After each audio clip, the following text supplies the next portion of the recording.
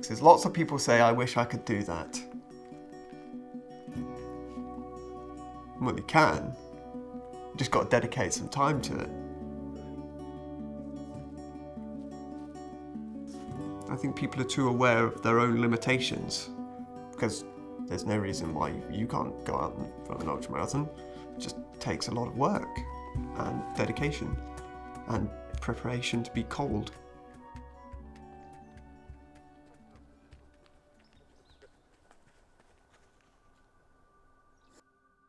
You say you're a runner, and most people who do running don't assume that you run something that's really long or spend 12, 14, 16 hours doing a run. So I think people are usually quite surprised and don't quite fully understand why someone would choose to do these things. Do you fully understand why you choose to do these things? Probably not, because it's I don't know, it's challenging and it's fun. Like I said at the beginning, it's nothing easy as rewarding. So. Well, I guess we'll just start with the kind of obvious stuff, which is, can you introduce yourself? Hello, I'm Dicken Richards. Don't know really what else you want me to say on that one. I'm a 32-year-old engineer. Yeah? Yeah. In my spare time, I am an avid adventurer, and I enjoy running on local trails and further afield. And I don't know, I had quite a normal childhood, I guess. I was a small kid with a big garden, which wasn't very well kept, which was glorious as a child. And I used to make forts and dens and all that kind of stuff, dig holes, generally be a grubby kid. I made some questionable life choices in my early teens, and I dropped out of college at the age of 17 and was a little bit rogue for a few years, finding yourself, if you might call it. But then at the age of 18, I was in a car crash, so I had to take a couple of years out to recover. Yeah.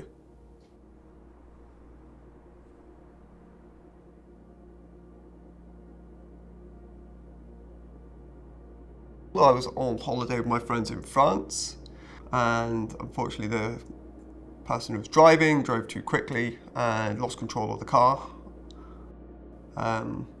I don't remember any of the incident because I have spent a week in a medically induced coma and then 5 weeks in a French hospital before returning to the United Kingdom.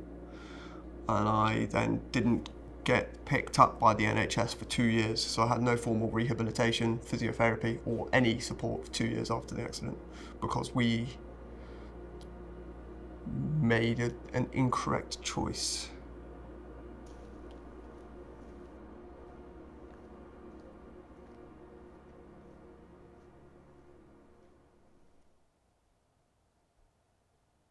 I think after the accident, I then sort of started getting into the fitness to recover from that. And then it was a sort of progression.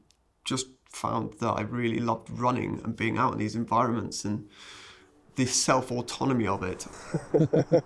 I mean, it's quite cold outside, but it's a beautiful view with all the layers. Lots of layers in the mist. It's really pretty. Does it act as a bit of a coping mechanism, do you think? I think it did. It's been 14 years since the accident, so I can't say it's a coping mechanism anymore. I've run numerous ultra marathons all up and down the country. My crowning achievement was to run 100 kilometers in under 14 hours.